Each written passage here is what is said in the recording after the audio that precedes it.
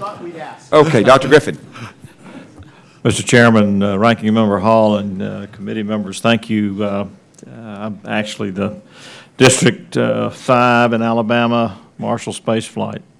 I actually read this report, and I'm hearing that we're disappointed that the committee did not reach a conclusion for us. It sounds like the uncertainty that we were left with has bothered us, and maybe we're expressing that in a way that's coming out in a difficult manner.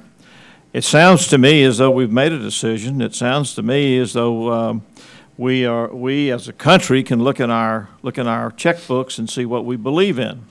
And the commission is pointing out to us that right now we're not believing in manned spaceflight. They're saying to us that unless we're adequately funded, we can't do this on the cheap, pull back. It's not fair to our scientists, our young men and women who are interested in science. It's not fair to the country. It can't be done on the cheap. It's clear that it can't be done. If we had the $3 billion and we started over again, we're 5 years behind. It seems to me that the committee report was very, very lucid.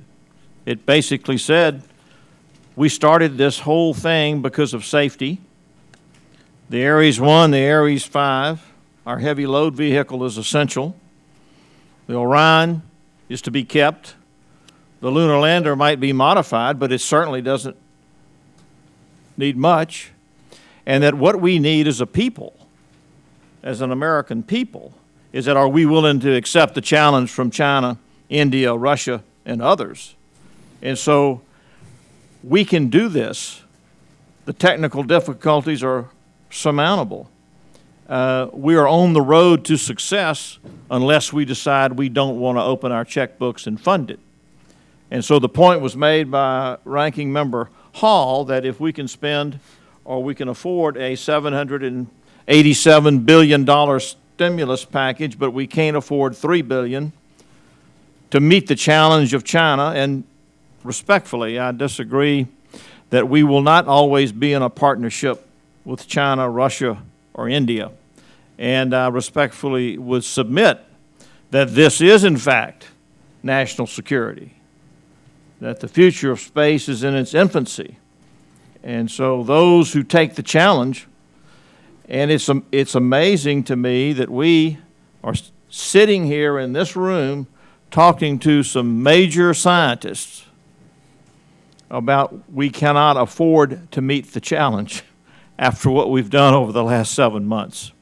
So I think the report is clear.